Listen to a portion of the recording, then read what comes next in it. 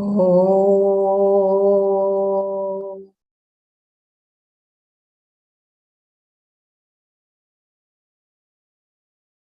ॐ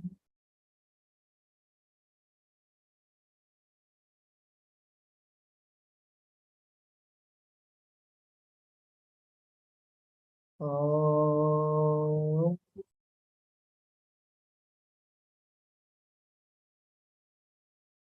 सहना भवतु सहनौ भुनक्तु सह वीर्यं करवावहै तेजस्विनावधीतमस्तु मा विद्विषावहै। ॐ शान्ति शान्ति शान्तिः।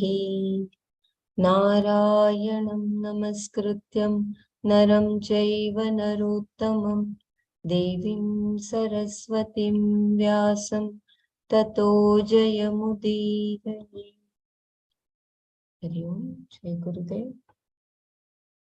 ओम श्री परमात्मने नमः। श्री भगवानुवाच मय्यासक्तमना पार्थ योगं युञ्जन्मदाश्रयः असंशयं समग्रं मां यथा ज्ञास्यसि तच्छृणु। ज्ञानं तेहं सविज्ञानम् इदं वक्ष्याम्यशेषतः यज्ञात्वा नेह भूयोऽन्यत् ज्ञातव्यम् अवशिष्यते। मनुष्याणां सहस्रेषु कश्चिद्यतति सिद्धये यततामपि सिद्धानां कश्चिन्मां वेत्ति तत्त्वतः। भूमिरापो नलो वायुः खं मनो बुद्धिरेव च अहंकार इति यं मे भिन्ना प्रकृतिरष्टधा अपरेयमितस्त्वन्यां प्रकृतिं विद्धि मे परां।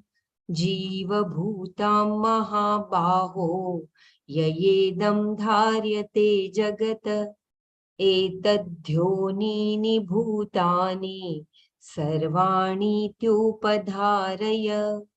अहं कृत्स्नस्य जगतः प्रभवः प्रलयस्तथा मत्तः परतरं नान्यत् किञ्चिदस्ति धनञ्जय। मयि सर्वमिदं प्रोतं सूत्रे मणिगणा इव रसोऽहमप्सु कौन्तेय प्रभास्मि शशिसूर्ययोः। प्रणवः सर्ववेदेषु शब्दः खे पौरुषं नृषु। पुण्यो गन्धः पृथिव्यां च तेजश्चास्मि विभावसौ। जीवनं सर्वभूतेषु जीवनं सर्वभूतेषु तपश्चास्मि तपस्विषु। बीजं मां सर्वभूतानां विद्धि पार्थ सनातनम्। बुद्धिर्बुद्धिमताम् अस्मि तेजस्तेजस्विनामहम्। बलं बलवतां चाहं कामरागविवर्जितम्। धर्माविरुद्धो भूतेषु कामोऽस्मि भरतर्षभ। ये चैव सात्विका भावा राजसास्तामसाश्च ये मत्त एवेति तान् विद्धि न त्वहं तेषु ते मयि।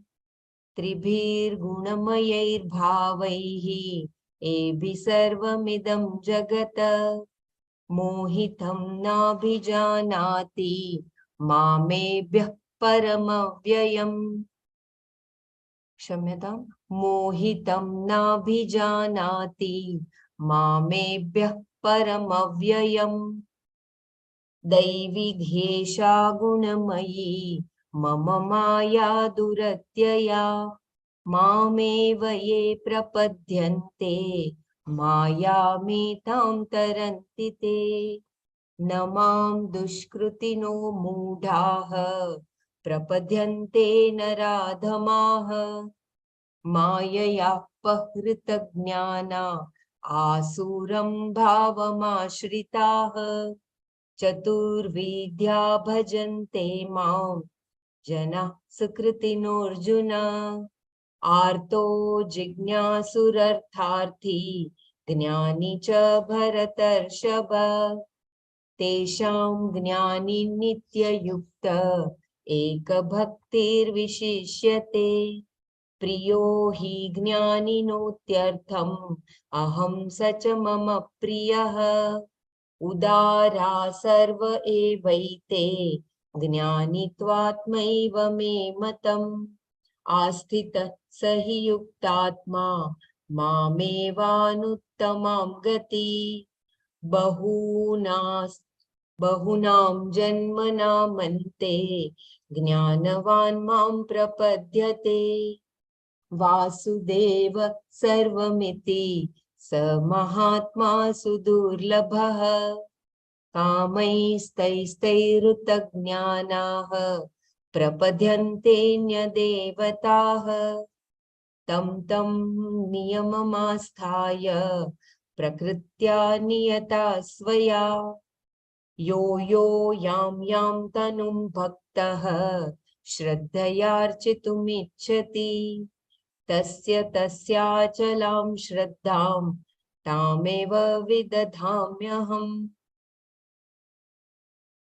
स तया श्रद्धया युक्तस्तस्याराधनमीहते लभते च ततः कामान् मय्येव विहितान् हितान् लभते च ततः कामान् मय्यैव विहितान् हितान् अन्तवत्तु फलं तेषां तद्भवत्यल्पमेधसाम् देवान् देवयजो यान्ति मद्भक्ता यान्ति मामपि अव्यक्तं व्यक्तिमापन्नं मन्यन्ते माम बुद्धयः परं भावमजानन्तो ममाव्ययमनुत्तमम् नाहं प्रकाश सर्वस्य Yogmaya समावृतः मूढोऽयं नाभिजानाति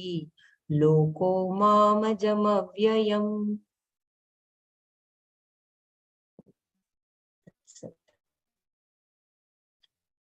Hari Om. So we had seen yesterday the verse 22. I will just the Pratipadi and then few headlines. Here in the reading, as Swamiji had mentioned, we can read it in a two-way. Maya evitan hitan kaman labhate. Another, Maya eva vihitan hitan kaman labhate. Swamiji describes the meaning.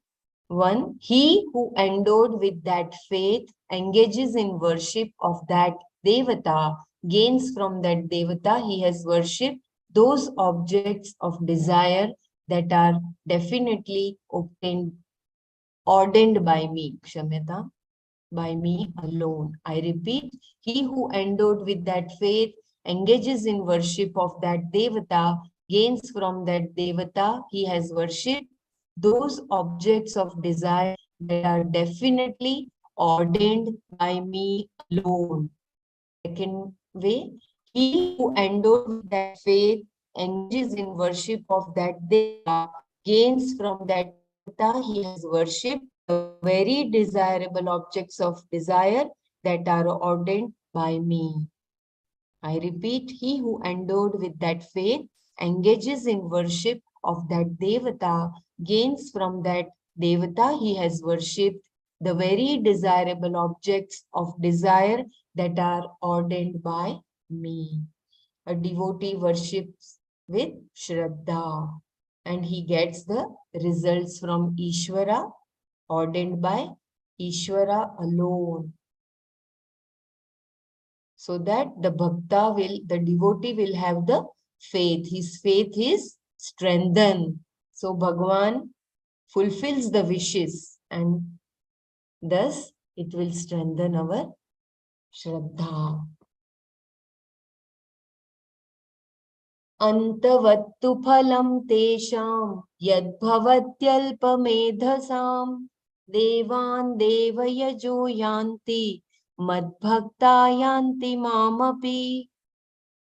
But alpamedhasam tesham, of those who have limited discrimination, tat phalam, that result, antavata, finite, having an end, bhavati, is devayajah, those who worship the gods, devan, the gods, yanti, go to, madbhaktaha, madbhaktaha, those who worship me, api, indeed, mam yanti, reach me.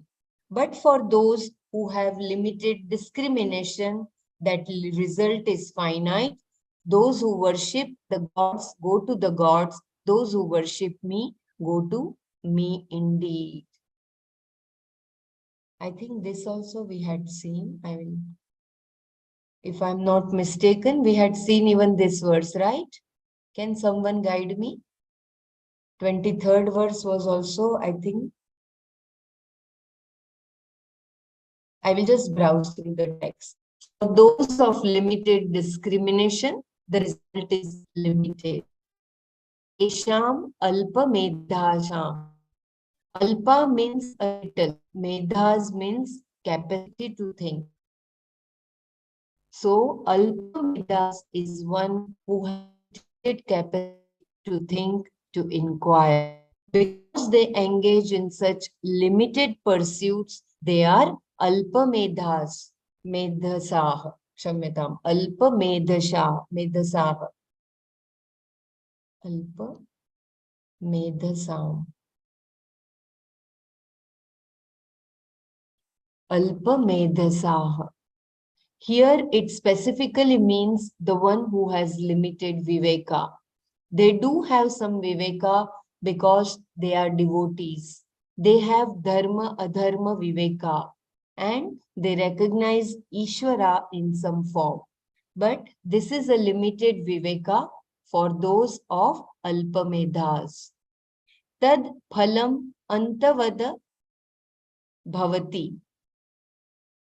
The result of all the karmas they do is antavata.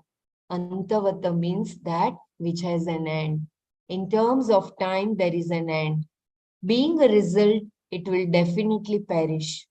In terms of place, it is finite.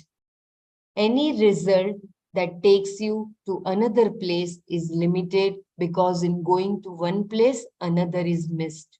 If a person goes to heaven, he doesn't go to other lokas such as Brahma Loka.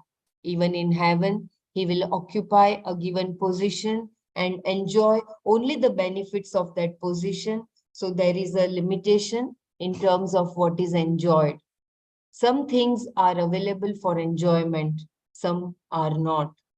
The degree of pleasure he will experience is again limited because of the limitation of the body he gets. And whatever be his enjoyment, it is only for a finite length of time.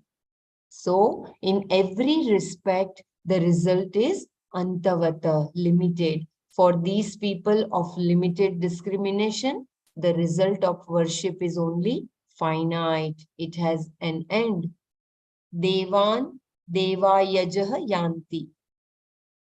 Because they worship various devatas or perform rituals invoking various deities, they are called Deva Yajah. As a result of such worship, they go only to those devas, Devan Yanti. They go to the world where the particular deity resides and become devatas, denizens of the heavens, etc. If one worships Indra, he goes to Indra Loka and becomes another deva in that world. But that deva is still a jiva. Heaven is definitely a limited end. And this is the maximum one can get from karma. They are There they may find themselves employees in the palaces of the Devas. But the Devas themselves look up to Indra, who looks up to Brihaspati, who is his guru. These are all places, positions, and are therefore upadhis. Therefore, those who experience them are mere jivas. They have better powers, better sense perception, and a better capacity to enjoy. But it is all only for a given length of time. Later, Krishna is going to say that when the punya that got them there is exhausted, they will leave that particular loka and enter another. Shine punye martya lokam vishanti. Those who seek Ishvara directly gain him. If you want me to repeat anything, please let me know.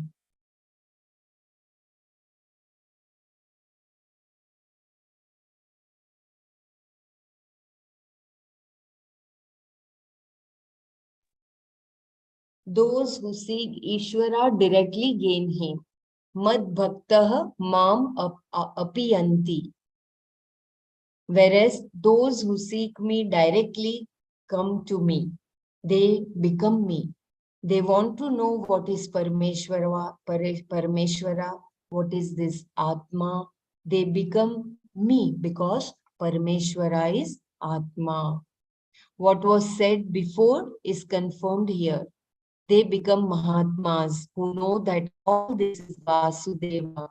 Vasudeva Sarvam. There is only one Atma, which is me, and that they come to recognize as themselves. Thus, they come to me alone. Both make effort. The result is vastly different. Shankara points out here that even though the effort is the same, there is a great disparity in the result. Those who pursue the devatas make effort, but they do not seek me for a result that has no end. Rituals are fraught with physical, physical, kaya karma, oral, vachika karma, and mental, manasa karma. Together the material. Bella, there's a lot of break, Bella. You would have to repeat. Yeah. Yeah, the previous paragraph, I repeat. This, I think we did yesterday. Yeah, we did it yesterday, but just this, yeah, the previous sentence that was read, it was broken, yeah. Okay, I read once again. Both make effort, the result is vastly different. Shankara points out here that even though the effort is the same, there is a great disparity in the result. Those who pursue the devatas make effort, but they do not seek me for a result that has no end. Rituals are fraught with effort, physical, kaya karma, oral, vachika karma, and mental, manasa karma. One has to gather the materials and then take great care to perform the ritual properly. Then he has to distribute wealth. Appropriate mantras are to be chanted and they must also be done properly. Meditation upon the deity is prescribed and this also is not easy. In the seeking of Parameshwara also there is effort. You have to dedicate yourself to the pursuit of this knowledge and deny yourself certain pleasures that you might have otherwise enjoyed. Then there is the study of language and in earlier times, the study of logic.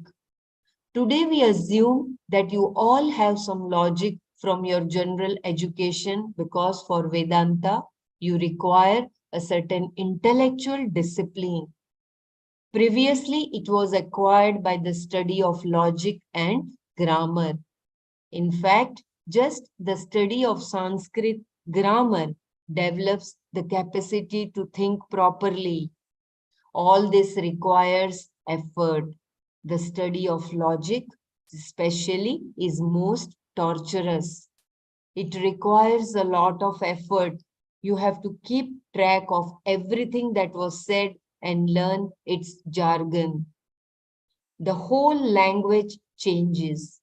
To say a pot is filled with water, they will say the object that is conditioned by the word called pot is filled with the thing which is conditioned by the word water.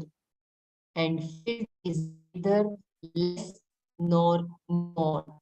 By the time he completes the statement, it will be in the form of two paragraphs.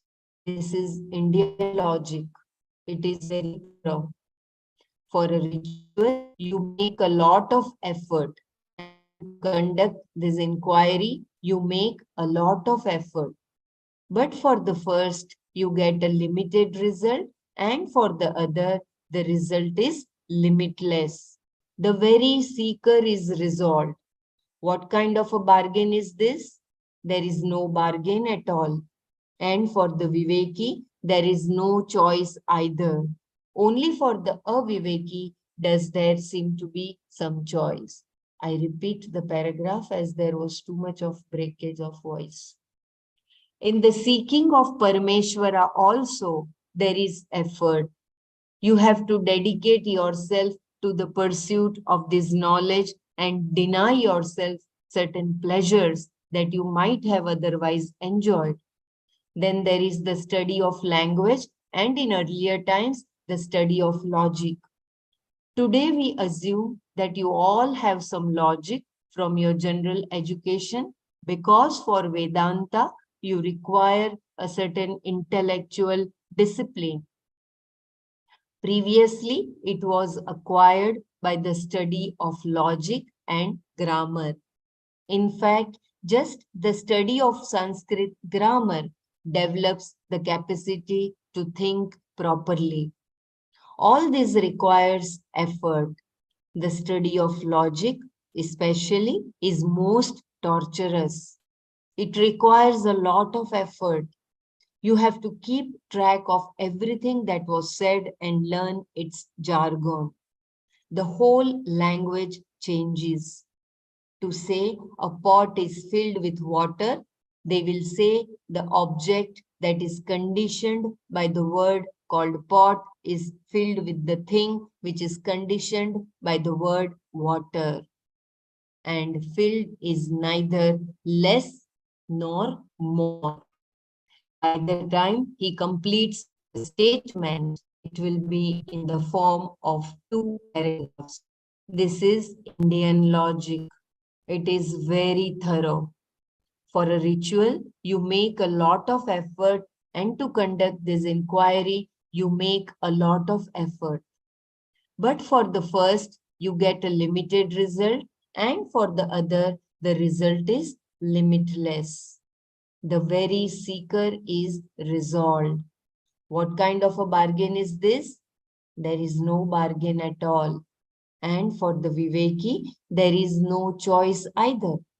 Only for the Aviveki does there seem to be some choice.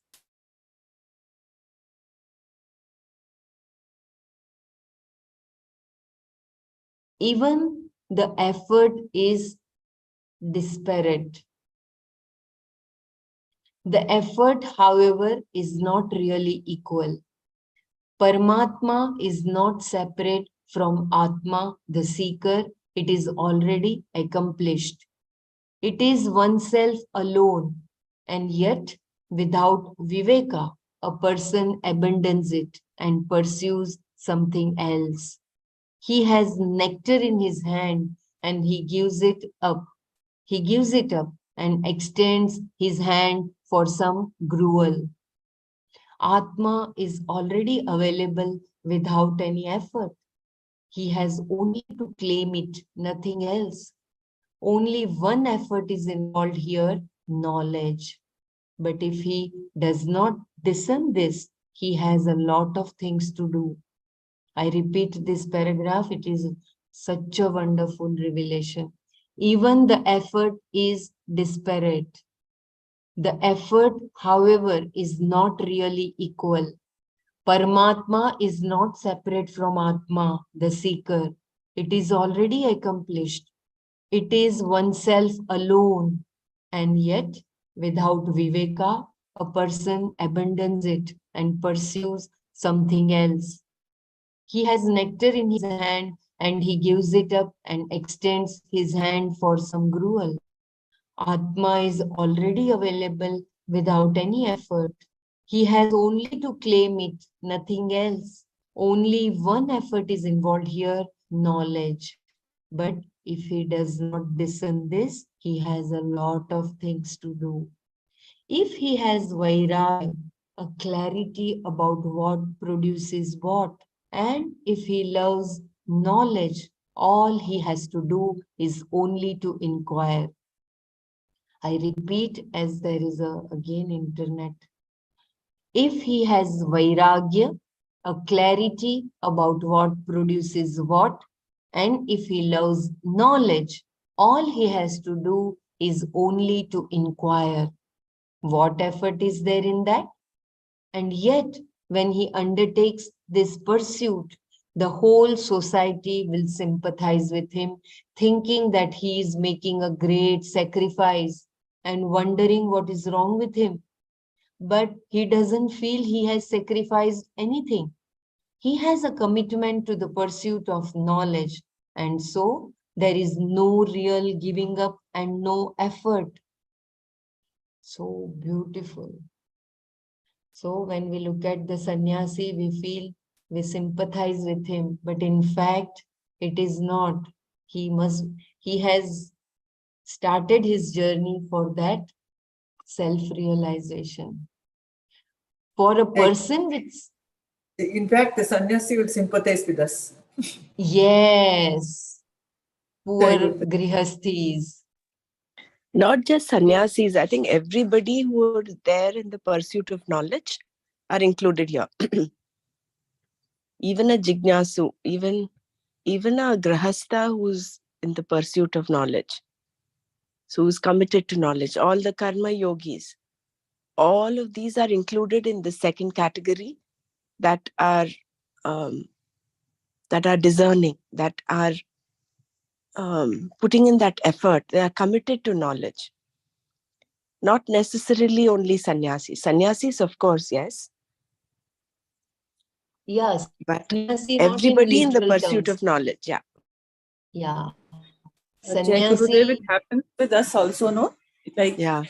people in the family, they say, yeah. why are you doing this? Why are you reading this? What will you gain after doing this? Or what gain you will have? What type of gain will you have in reading Gita? Or like any in the field which we are always in whole day, they think that we are fools, we are wasting time. And one day, I have my been told so many mother-in-law, times. yeah, she said that why you should lessen this, you should not go for it so deeply. So I just struck a thought. I said, if you can eat non-veg, I will leave it.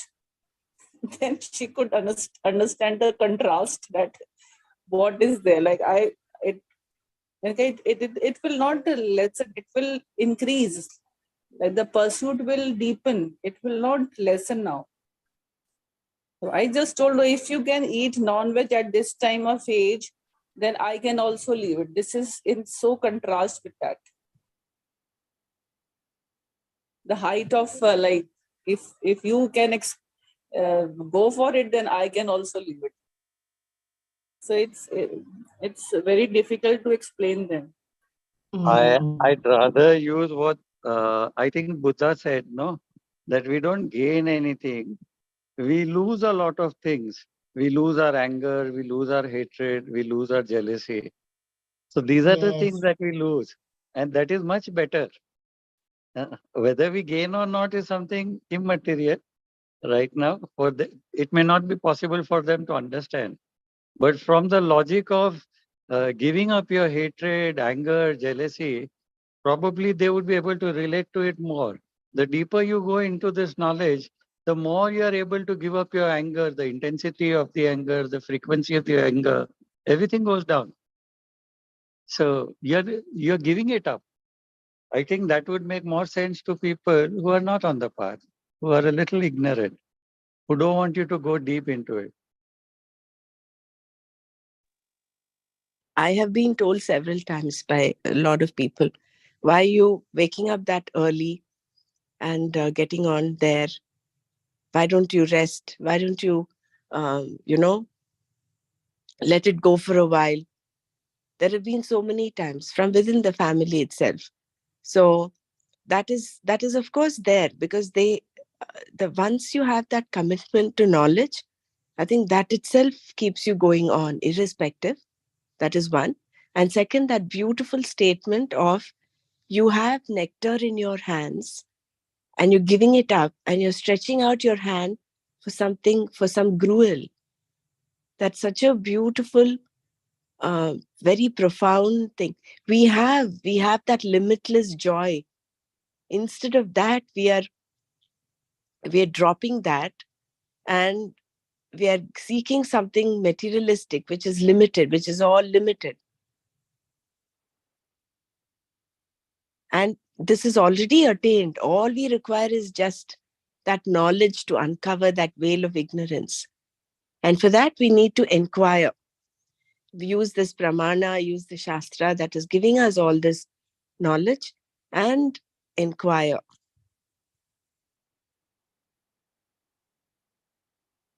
Otherwise, we'll end up continuing to keep on doing.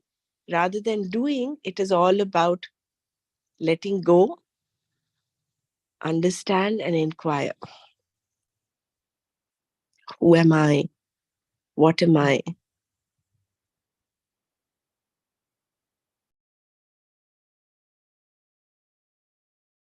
So beautiful. Very true. That reminded me for that line, Gacchasi kutra tvam mitra gurumevami gacchami kim patishyasi tatra tvam. Mitra is asking, no, that where are you going and what are you studying? So the friend is saying that aham na alpagnya. Dissociation with that association with dukkha is no more there.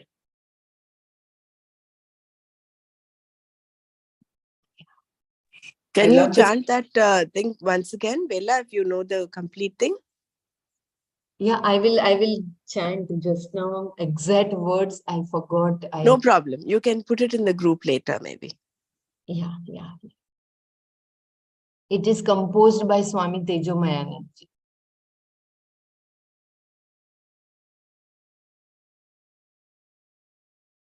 If he has vairagya, a clarity about what produces what, and if he loves knowledge, all he has to do is only to inquire. What effort is there in that?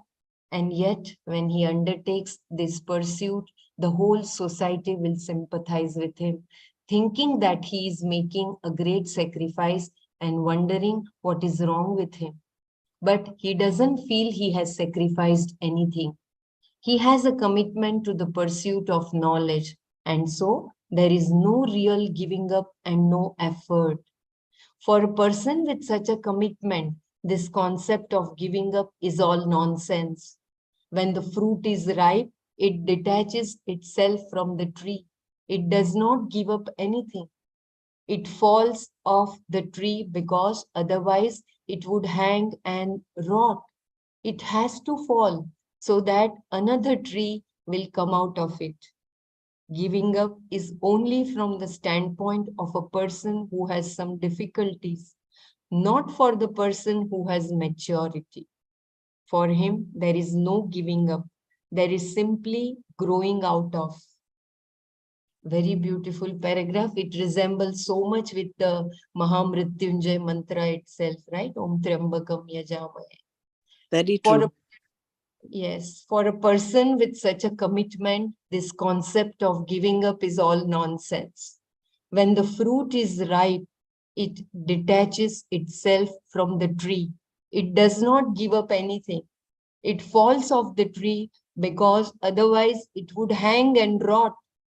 Remember, It falls off the tree because otherwise it would hang and rot. It has to fall so that another tree will come out of it. Giving up is only from the standpoint of a person who has some difficulties, not for the person who has maturity. For him, there is no giving up. There is simply growing out of. Remember the word, we need to grow out of.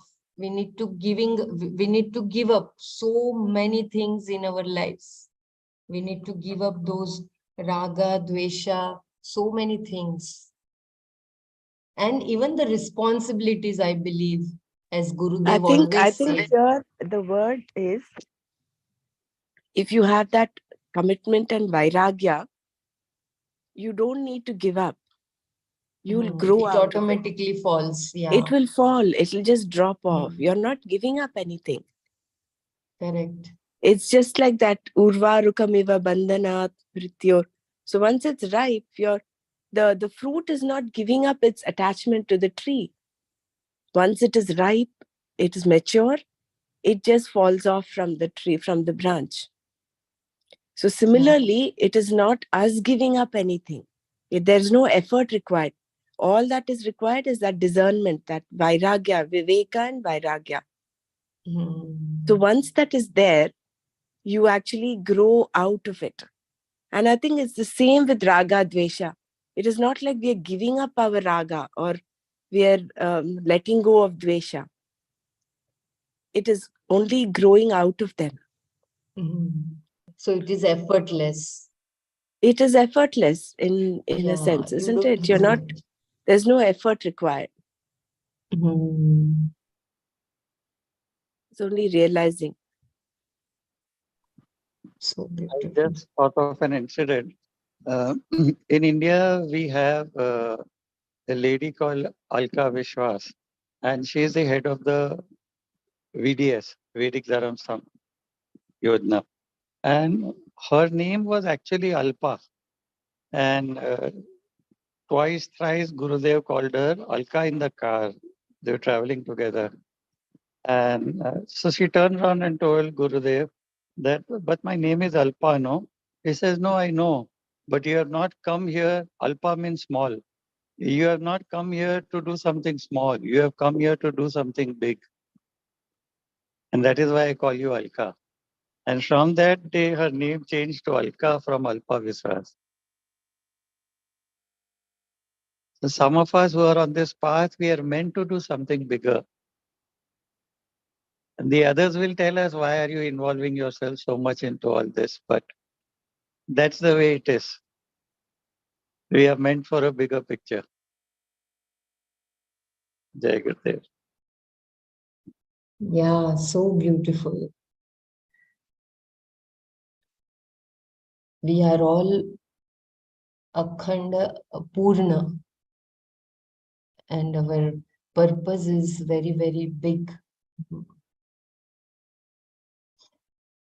Others consider that he has made a foolhardy step.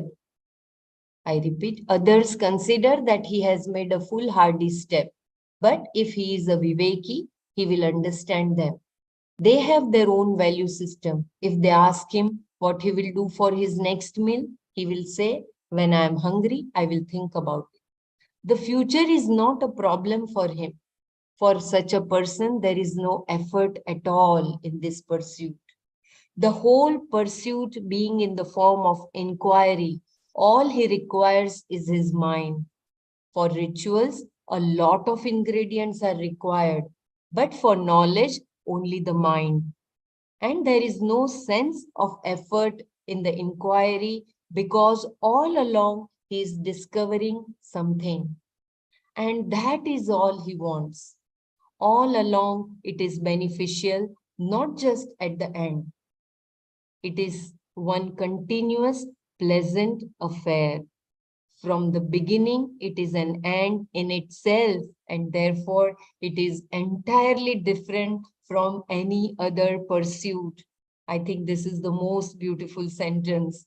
From the beginning, it is an and in itself, and therefore it is entirely different from any other pursuit. So beautiful. The moment we begin this journey, we have reached the end. So, in fact, there is no equality of effort, and in terms of the result, they are definitely different. Can you read One again, is, Bela? yeah. The new sentence, not the old one, the new one. Yeah.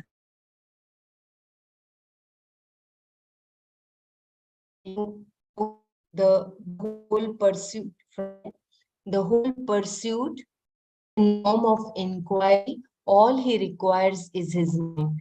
For rituals, a lot of ingredients are required, but for knowledge, only the mind. And there is no sense of effort in the inquiry because all along he is discovering something, and that is all he wants. All along it is beneficial, not just at the end. It is one continuous pleasant affair. From the beginning, it is an end in itself, and therefore it is entirely different from any other pursuit.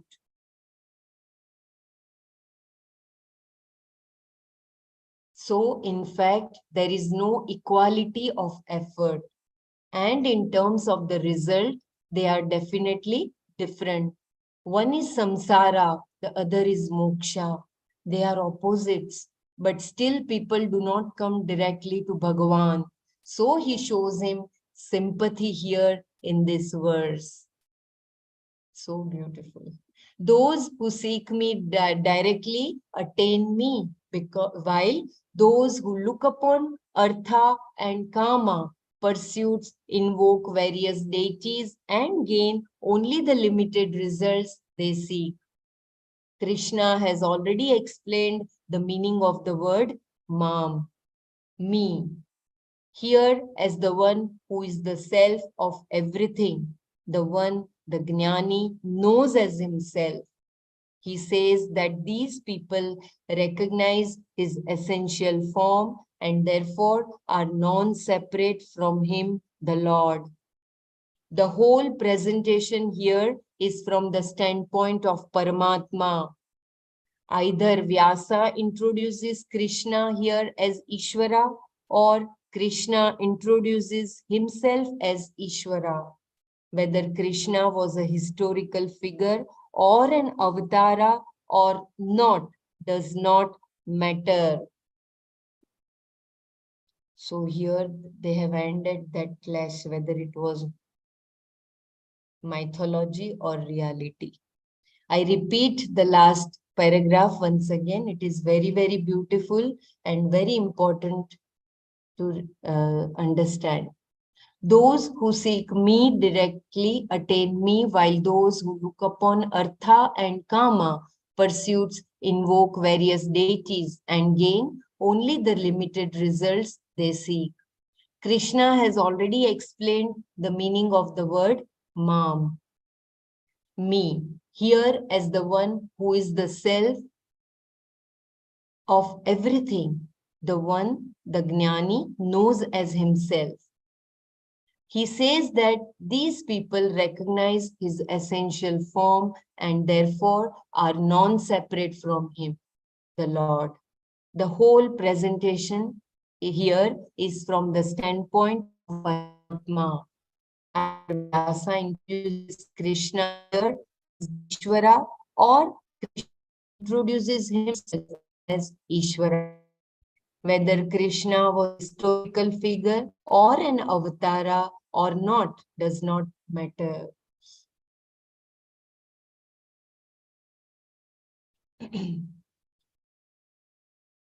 In this verse, he is introduced very clearly. Avyaktam vyaktimapannam manyante mama buddhayah param bhavamajananto mamavyayamanutamam. Abuddhayah, those who lack discrimination. Avyayam, changeless. Anuttamam, beyond which there is nothing greater. Mama param bhavam. Mama param bhavam, my limitless nature as Atma. Ajanantah, not knowing. Mam avyaktam, me who is not manifest to any means of knowledge. Vyaktim apannam, endowed with a particular manifest form. Manyante, consider. Abuddhayaha, avyayam anuttamam, mama parama bhavam, ajanantah, mam avyaktam, vyakti vyaktim apannam, manyante. Those who lack discrimination, not knowing my limitless, changeless nature, beyond which there is nothing greater, look upon me who is formless as one endowed with a manifest form. I repeat, those who lack discrimination, not knowing my limitless, changeless nature, beyond which there is nothing greater, look upon me who is formless as one endowed with a manifest form. Lack of discrimination denies recognition of Ishvara. Abuddhayah means those who have insufficient viveka. The negative particle a here means inadequacy, as used often in an expression such as I have no money.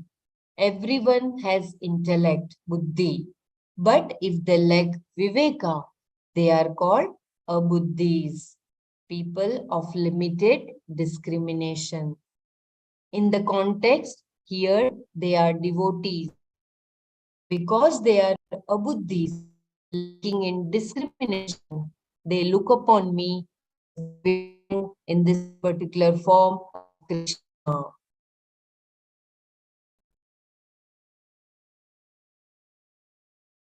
Please let me know if there is too much of breaking of voice.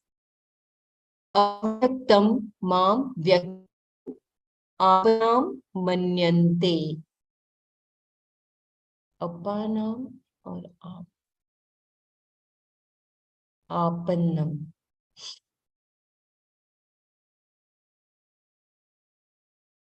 Avyaktam mam vyaktim apannam manyante. They look upon me who is avyakta as vyakta. Avyakta has two meanings. Shankara takes it here as aprakasha, not known as an object. It is not accessible to any means of knowledge we have and therefore is not known directly. The other meaning of avyakta is unmanifest. Because they lack discrimination, they look upon me as now endowed with a particular manifest form. Manyante vyaktim apannam. I am considered to be Lord Vishnu who was in heaven, Vaikuntha, and has now come here as Krishna. I repeat once again this last paragraph where avyaktam. Remember the word abuddhayah, those who are aviveki, those who do not know the difference between sat and asat, nitya and anitya. So here another is avyaktam. Avyaktam mam vyaktim apanam manyante. They look upon me who is avyakta as vyakta.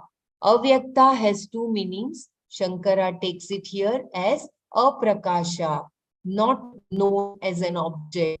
It is not accessible to any means of knowledge we have and therefore is not known directly.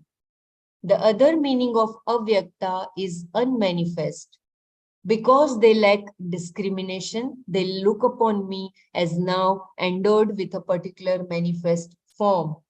Manyante vyaktim apannam. Apannam, Kshamyata. I am considered to be Lord Vishnu who was in heaven, Vaikuntha, and has now come here as Krishna. Ishvara's real nature is not known. Avyakta here, I think aprakasha, why it is said? Because with our limited apparatus of eye, we can see only those objects which are having the light. We can see through. So here maybe that is... I missed it. Can you read that again, please? What you're saying? Sorry. Yes. Yeah. Lack of discrimination, I will repeat the paragraph. Lack of discrimination denies recognition of Viveka.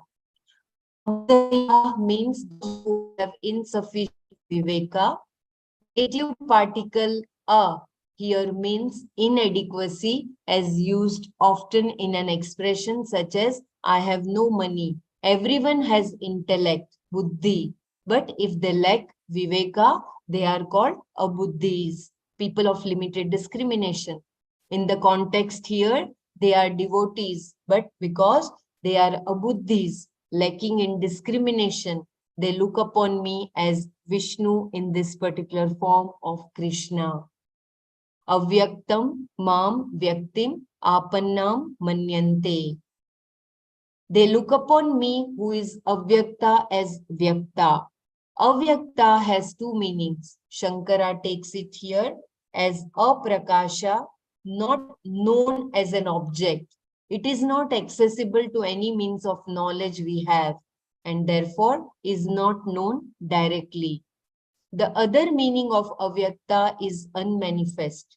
Because they lack discrimination, they look upon me as now endowed with a particular manifest form. Manyante vyaktim apannam. I am considered to be Lord Vishnu who was in heaven, Vaikuntha, and has now come here as Krishna. I think I would need you to repeat True, the right? That's what the we all. previous one, the one that is, yeah. Okay, I will read the shloka once again. Not required. Shloka is not required, but there's lack of discrimination denies recognition of Ishvara. The second paragraph. Yes, this avyaktam mam vyaktim apannam manyante. Astu. Okay. Just read that one more time. Okay. Avyaktam mam vyaktim apannam manyante. They look upon me who is avyakta as vyakta. Avyakta has two meanings. Shankara takes it here as aprakasha, not known as an object. It is not accessible to any means of knowledge we have, and therefore is not known directly. The other meaning of avyakta is unmanifest. Because they lack discrimination, they look as now endowed with a particular manifest form. Manyante vyaktim apannam. I am considered to be Lord Vishnu, who was in heaven, Vaikuntha, and has now come here as Krishna.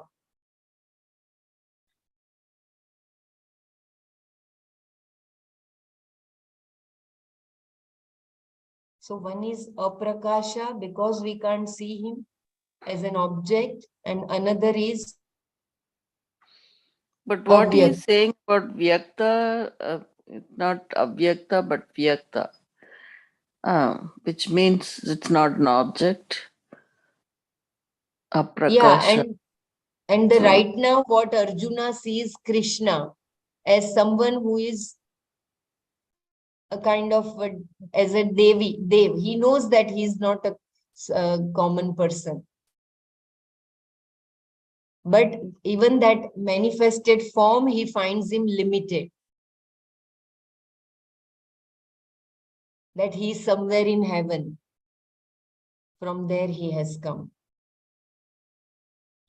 I don't know. I'm sorry. I cannot express. I'm able to understand So I that. think what is being mentioned here is how these abuddhayas, those with alpa buddhi, how they mistake the avyakta, which is But unmanifest, the Abhidhaya is the like form, lacking Viveka, right? That's what viveka, yeah, yeah. correct.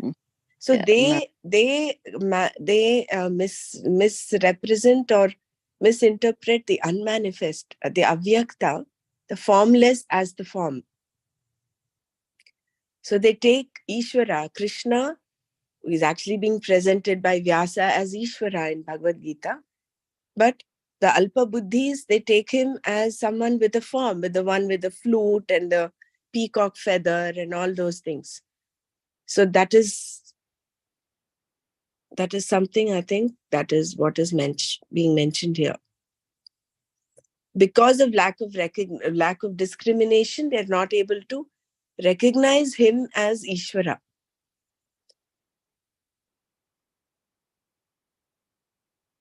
Yeah, because our eye has limited vision, we cannot see beyond the We object, which also is have three dimensional.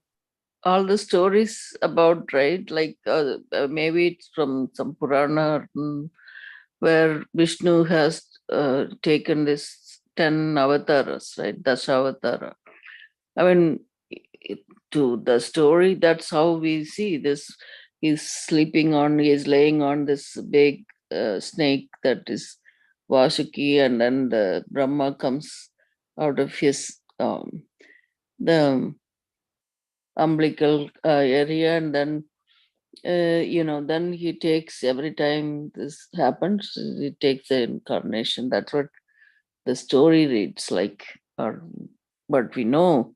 Uh, of course, that now we know it's something wrong, like giving name and form is not correct. That's what they're saying. It's But not wrong. even It is all in the, yeah. I think somewhere earlier we read that even Vaikunta is part of Maya.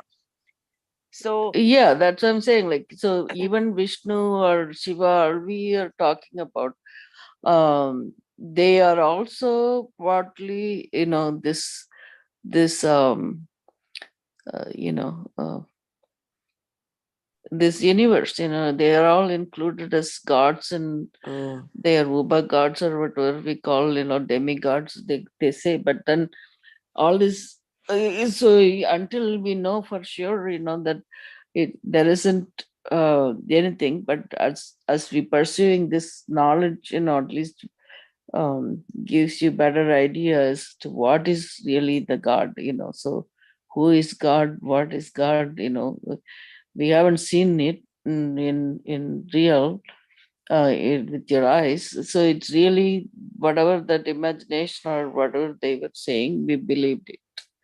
That's part of the religion.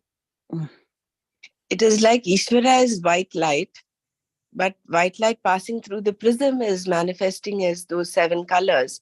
We are holding on to those colors, which is the manifestation of Ishvara. What we need to is focus on Ishvara. Is those people with discrimination will be able to see through this.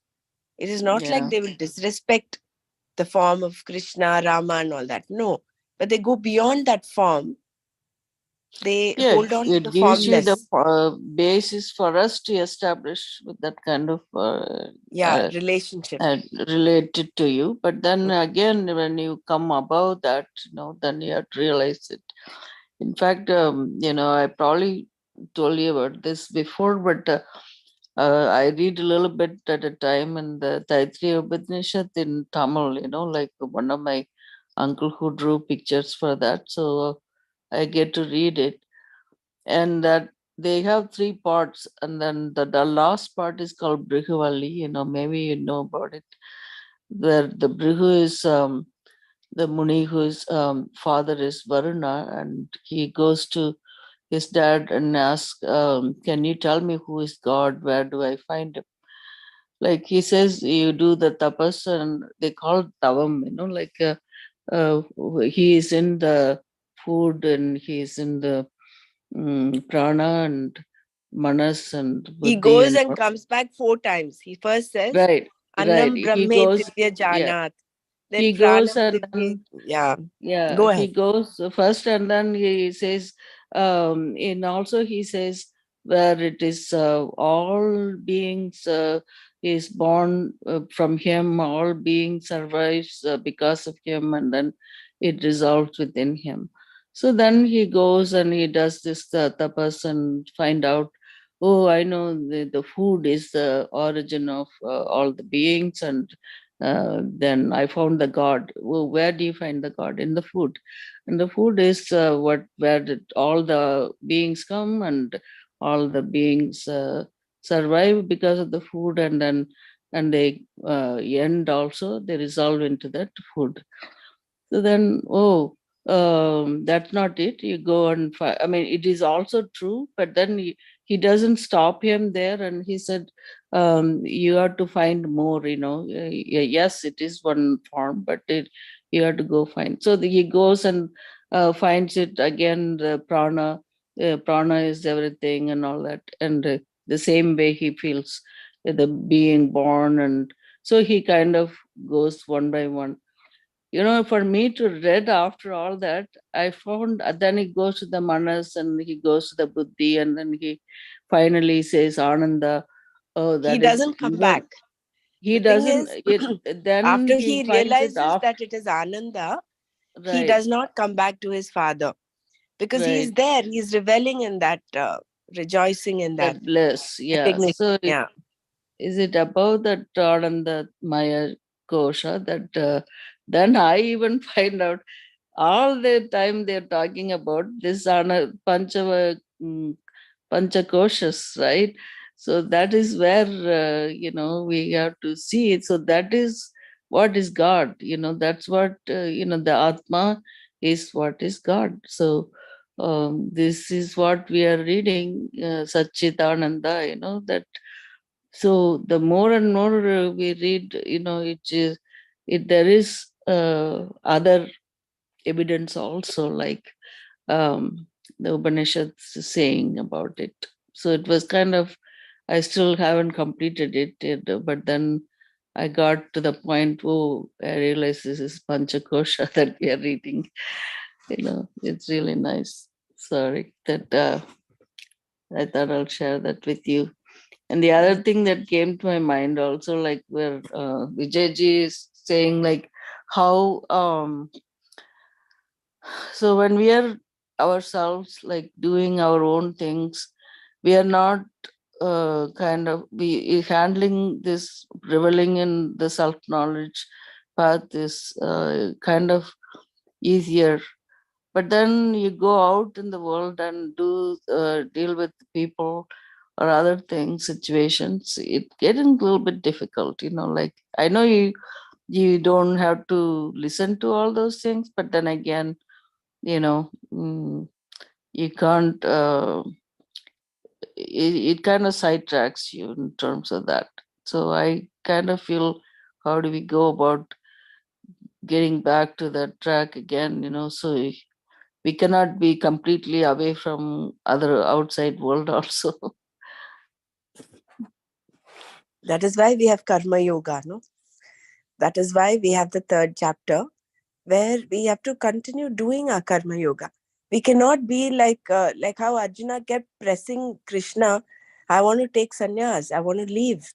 Because if knowledge is the only way, then why are you asking me to do this terrible deed of killing people? I would like to just go to Rishikesh and become a sannyasi. But Krishna says, no, you're not ready for it yet. You have to do your duty.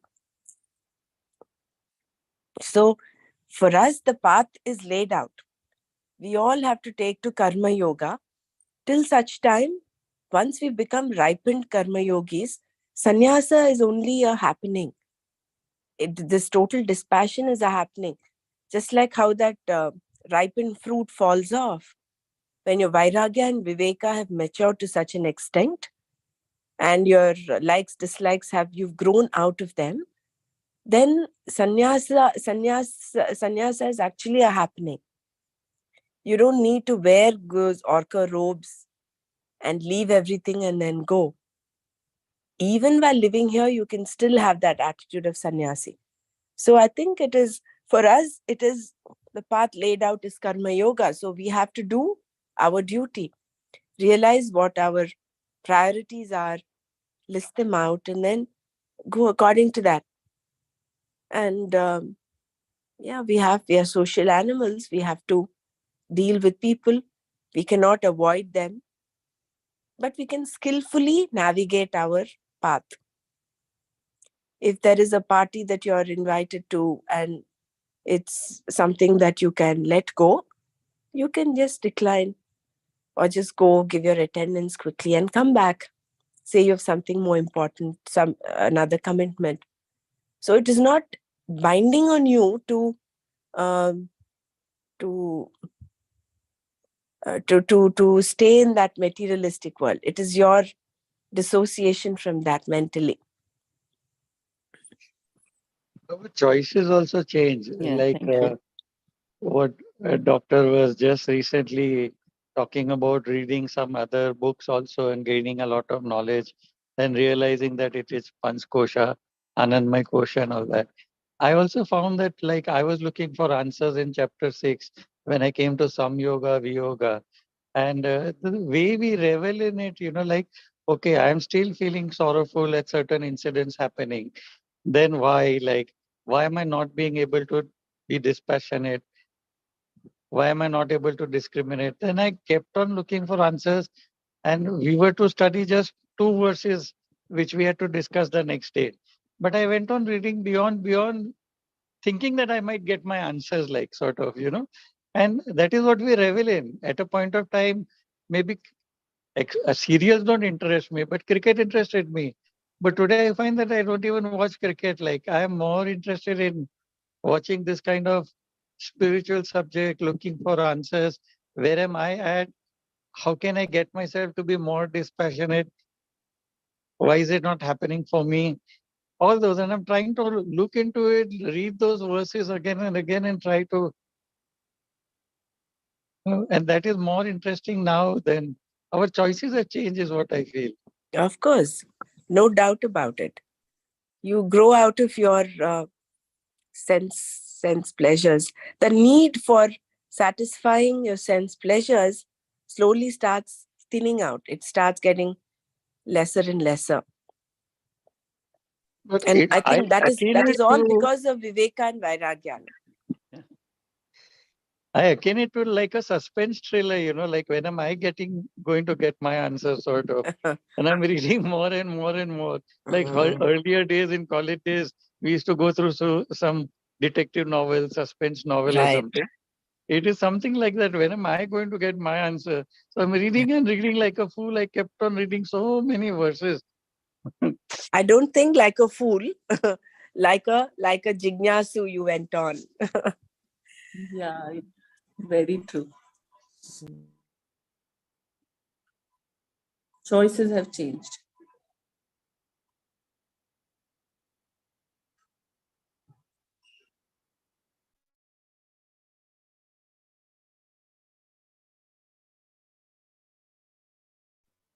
So if we can just go through these verses that we've completed.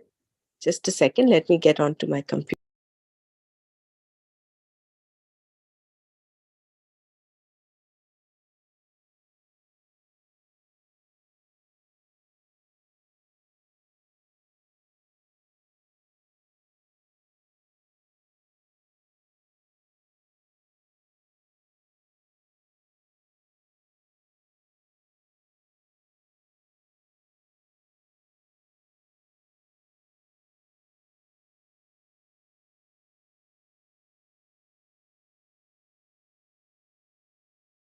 To project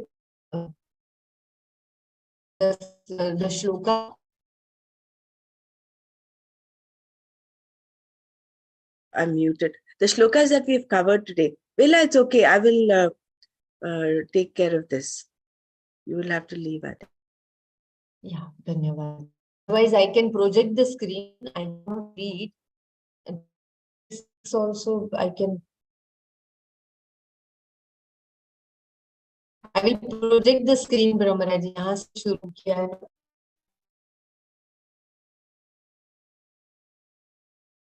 From verse 22.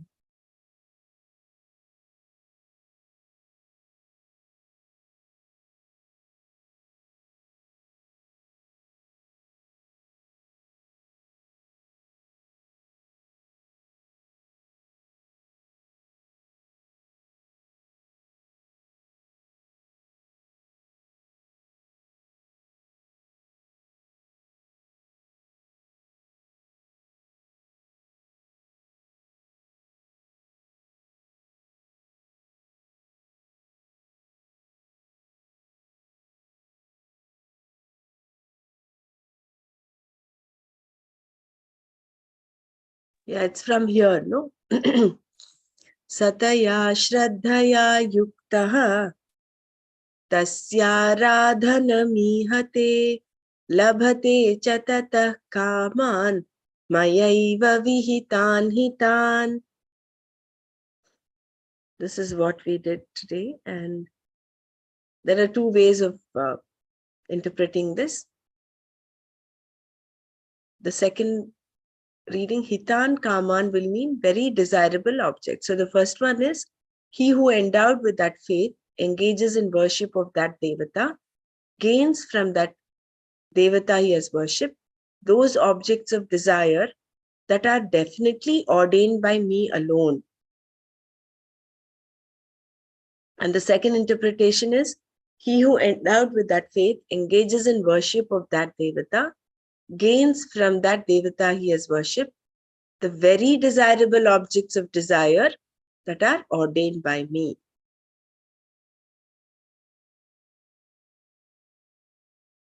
So the first one is saying, definitely ordained by me. The objects of desire are definitely ordained by me. The second one is, those very desirable objects ordained by me. Both ultimately desirable objects are given by Ishvara himself. But in the first one, it is we're giving emphasis on Ishvara being the ordainer of that. The second is giving emphasis on the person's desirable objects. So both ways, he gets the result from Ishvara alone.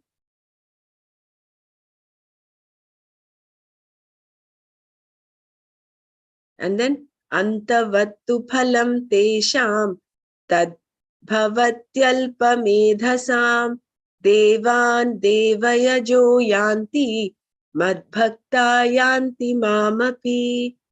But for those who have limited discrimination, that result is finite. Those who worship the gods go to the gods. Those who worship me go to me indeed.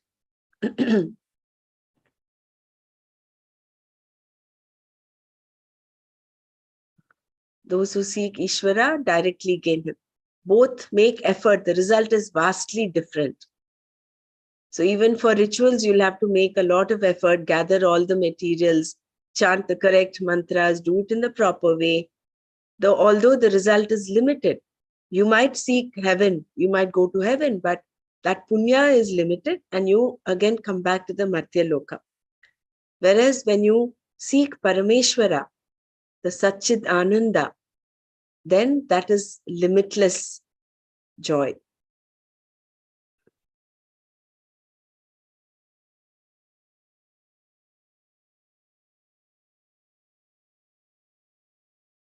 Then avyaktam vyaktimapannam manyante mama buddhayaha param bhavamajanantaha mamavyayaman uttamam. Those who lack discrimination, not knowing my limitless, changeless nature, beyond which there is nothing greater, look upon me who is formless as one endowed with a manifest form.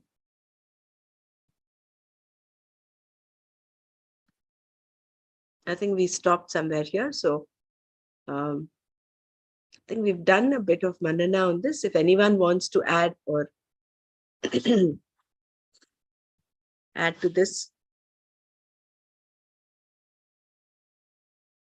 My takeaway is that nectar, You have a pot of nectar with you, and you are letting go of that. You're stretching out your hand for some gruel.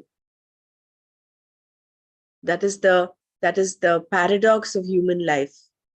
Whereas with Viveka and Vairagya, you can pursue this nectar and uncover. There is only that thin veil covering that nectar. That is what you're not able to see and recognize. So once with knowledge and inquiry, which actually does not require effort, it only requires that commitment. Once you have the commitment,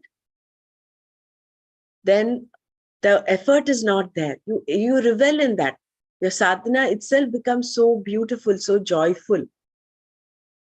Others might think you are going through a lot of pain, you're letting go of a lot of pleasures. They sympathize with you, but then you remain steadfast. That will let you remain steadfast. So that is a beautiful takeaway. Could you say that first sentence again? You have a nectar within you? Yeah. Let me just go and read it once. That's such a beautiful. Where is that?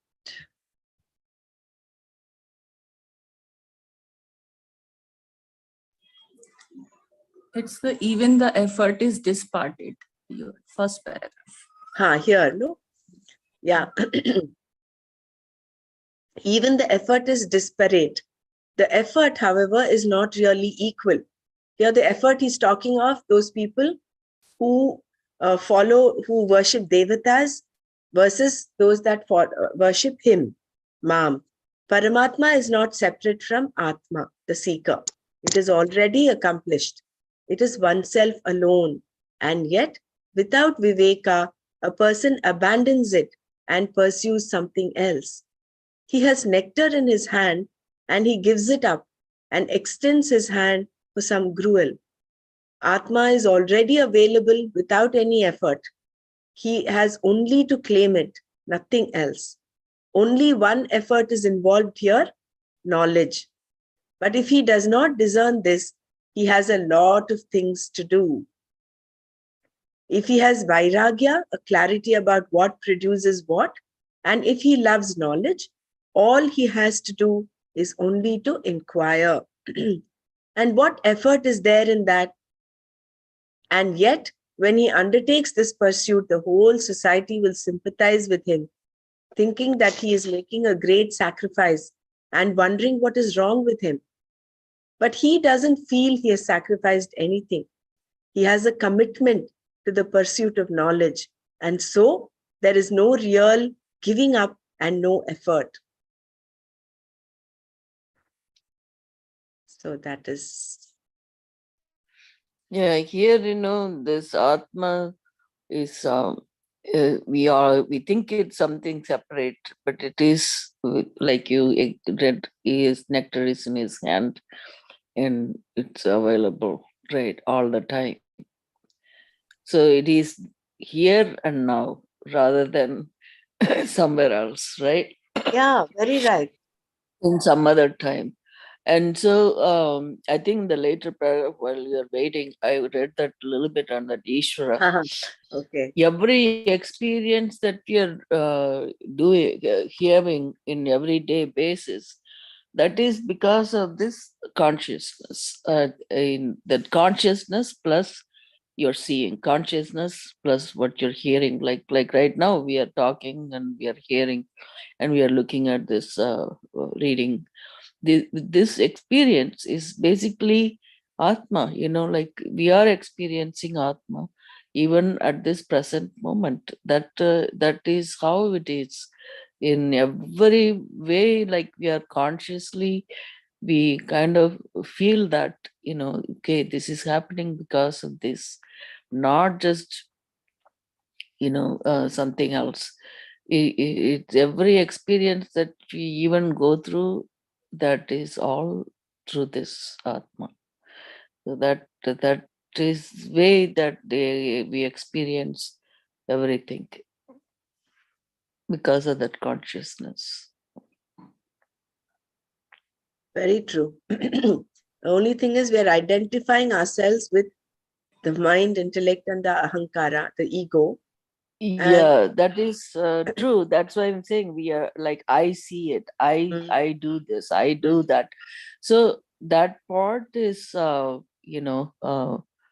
it's all him, this finally, if you look at it, everything, without even trying to tell that, we accept that everything is this Paramatma, so there is no question about it.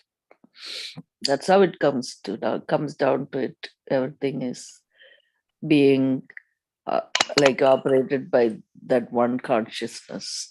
Right. It's very beautiful. Verse 24 is basically for the beginners, basically, like initially they lack the discrimination and they are more ritualistic, and once they come into knowledge, then they realize that all is the Atma, is Ishvara, the consciousness, it's all the same. So basically it's the abudhaya. Yeah, it's only the person who doesn't have that viveka, he cannot see across. But we should not look down upon them. And No, it's the evolving procedure. We were also once in that state. Yeah. Exactly. Yeah. So we do not started from there only. Yeah. Correct. It was all mechanical. Yeah. We do not demolish and say, oh, all that is useless. Everybody has, like every bud has its time, takes its time to blossom. We should allow that bud to blossom. We cannot force upon it, right? So similarly, it is a maturing process, and everybody will take their own time to emotionally, intellectually mature, change the way of thinking. Now I'm able to understand when we were having Gita sessions with Nana, when he was saying just one, hold on to just one. And I think I was asking, no, but there are others. We see the one in all of them. But he says, no, that Satchidananda is what you have to hold on to, that Mom. When you hold on to that, that aspect, then all your attention, your focus, everything is on that commitment.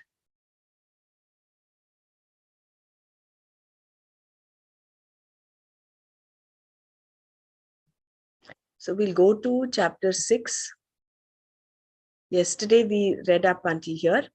Association with dukkha means, where is this? Yoga is dissociation from association. I will read this once again so we get this train of thought. Until now, Krishna used the word yoga in its limited sense, and here he knocks off the limitations. In fact, he knocks off the very word itself by presenting yoga in a different way. He defines yoga as samyoga viyoga. Samyoga has the same meaning as yoga, union, the prefix sam.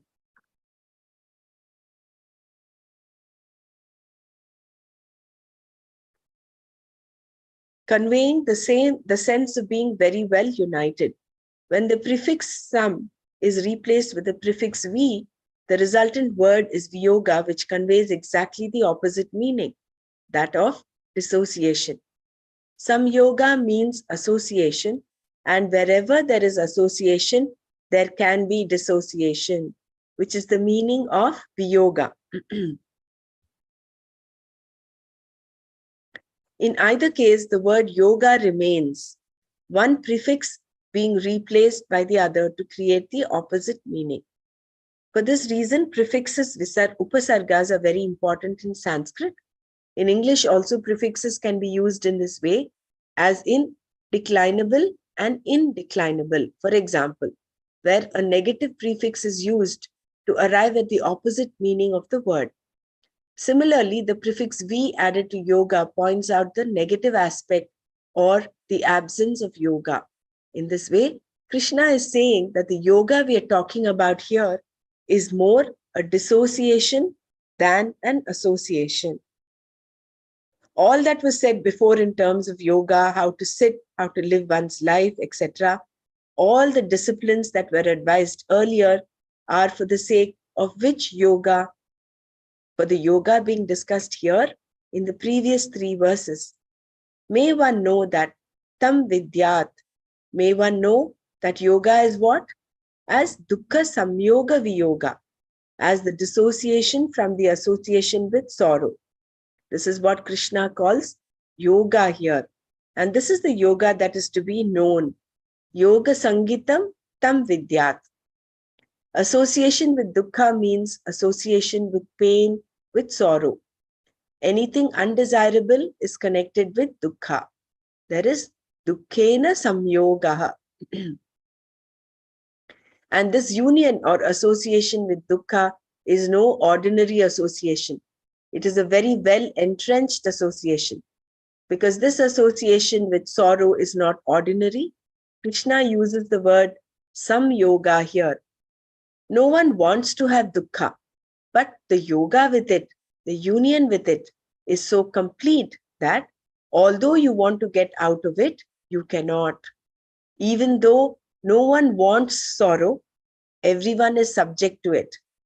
Since we do not want to be sad, why do we become sad? It is not that one wants to get into a state of sadness, but then there is yoga with sadness, and that yoga seems to be samyoga, a connection that is very difficult to pull out of. In fact, you cannot pull out. There is no way of pulling out. Why is sorrow so well entrenched? People have been trying to pull out of dukkha samyoga, but are not able to. Why not? Because it is the dukkhi, the sad person, who wants to pull out of dukkha. The very person who wants to pull out of dukkha has created the dukkhi by taking himself or herself to be limited, and therefore there is association with sorrow. Being associated with sorrow, how can he or she pull out? Let me read this again. So why are we not able to pull out of dukkha samyoga? Because it is the dukkhi, the sad person, who wants to pull out of dukkha.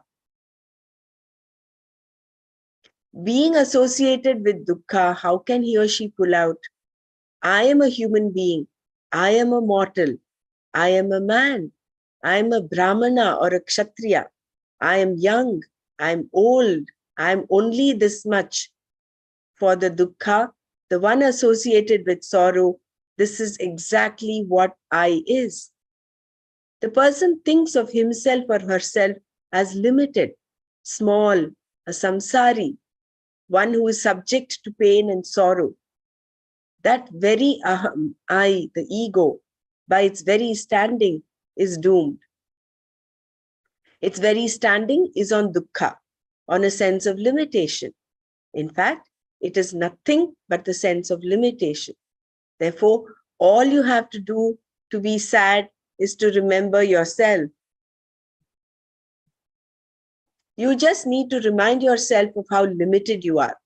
What happens sometimes is that you forget yourself because the samsara has so many fascinating objects that can take your attention away from yourself for the time being. That is when you forget yourself, when you laugh and pick up those gleaming moments of joy. Then, afterwards, you come back to remember yourself, and that is enough to make you sad. Whenever I forget myself, I'm fine. And whenever I remember myself, I feel sad because of the I that I am. Therefore, dukkha samyoga is my self-identity. Because I identify with the body, mind, sense complex, which is limited, I take myself to be limited and I say, this is me. If this is me, then of course I am dukkhi. Fortunately, however, this is not me. When I say this is me, then I want to get rid of myself. How can you get rid of yourself? Wherever you go, you are there very much. This is why wherever you go, You carry your dukkha with you. You do not even need a situation to cause you dukkha. You just go and it will be there with you. Furthermore, you will contribute your dukkha to others. Even if you go to a place where everyone is laughing, sitting in a corner, you will create dukkha in that place because you have brought dukkha with you. This then is the nature of a samsari. It is not something unique to a given person. Every samsari, wherever he or she goes, is going to create dukkha in that place because he or she is a dukkhi. Then this is samyoga, the union between Atma and Anatma. Atma Anatma Samyoga. The word dukkhi reveals an I, a person, and that person is separate from what causes the person sorrow, dukkha. The person is what we call Atma, and what causes the person dukkha is Anatma. And between this person, this Atma and Anatma, there is samyoga. How did this person get this samyoga? Atma, as we have seen, is pure Chaitanya, consciousness. Its nature is consciousness. It does not have any kind of attribute. If Atma had any attribute, it would stick there always, and you would not be able to know anything new. The nature of Atma, consciousness, then, does not have any particular attribute. This being so, how is it that this consciousness has samyoga? How is it that between Atma and Anatma there is samyoga?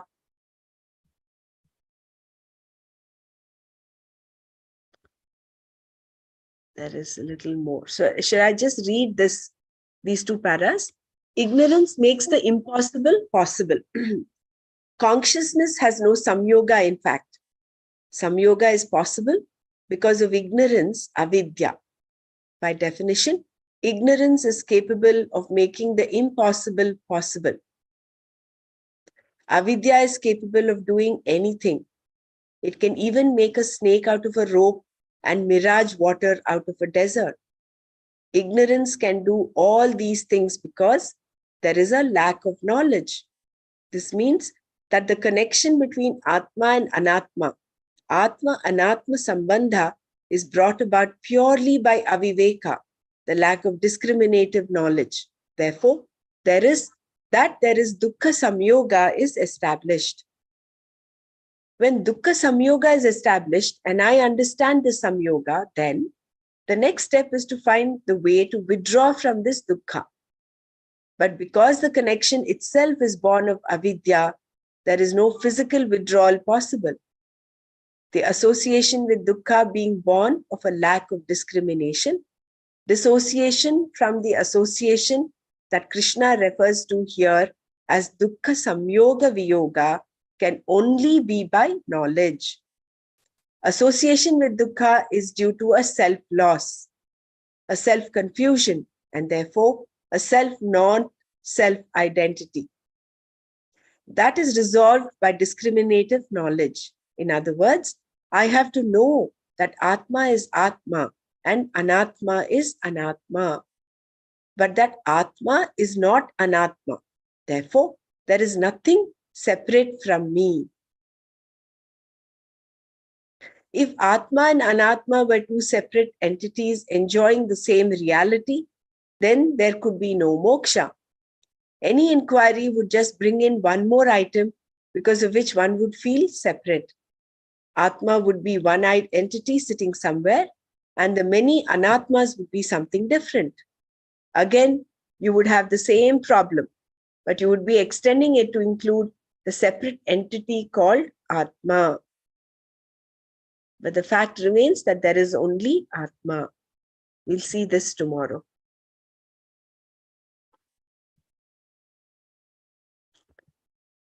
So the dukkhi is what is wanting to come out of dukkha.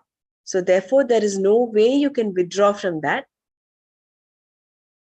Because as long as you keep thinking you're a samsari, you're a limited person, you're a alpajnaha, you're a limited, you're insecure, there is no way you can come out of this samyoga with dukkha. Only with discriminative knowledge can you cut the thread of anatma and atma. Yeah, like when you're identifying with the mind that I'm feeling sad, and then you're sad. But Correct. if you think as a whole, like I'm not like they're talking about Atma, which is no attribute and no other thing, and that way we think about it. Especially if you are union with Atma alone, then you are centered and this dukkha doesn't bother you. That's how we dissociate from the. So I am sad, I am angry. You drop the sad and angry and just stay with the I am. You're associating that sadness and anger with the I am, the I. And therefore you that samyoga you have to drop. Right. Full meditation we do in the advanced course, the I am meditation, where I am happy, I am sad, I am angry, I am hungry, I am. You just stay with that I amness. That I am is then it's more of ego, right? It's not like or you are talking about I am, meaning I, the Atma? Consciousness. Yeah, the I, the Atma. Oh, I see. You're just reveling in that I amness.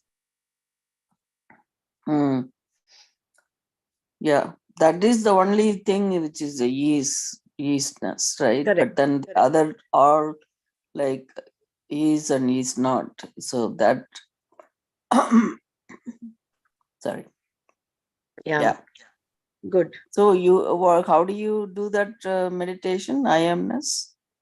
Sorry. When you do the advanced course, there's a beautiful meditation that Gurudev gives towards the end of the course, where I think Percy ji will be able to explain it better, where you just stay with that. It's basically asangoham, the Brahma Jnana Vali Mala. That is the same thing, which is, I am not the mind, I'm not the intellect, I'm not the thoughts, I'm not the emotions that I go through. Asangoham, punah punaha. Satchidananda Rupoham, ahamevaham avyayah. Yeah, that's beautiful one. Yeah. That is the one. Yeah, okay. That's very nice. Thank you. So we'll wind up here today. Om Loka Samasta Sukhino Bhavantu. Om Shanti Shanti Shanti. Om Tat Sat Shri Krishna Arpanamastu. Jai Gurudev. Thank you. Jai Gurudev. So when we say Krishna Arpanamastu, it is not the form Krishna. It is that the Swarupa of Krishna, that as Ishvara we have to keep in our consciousness, in our mind, aware.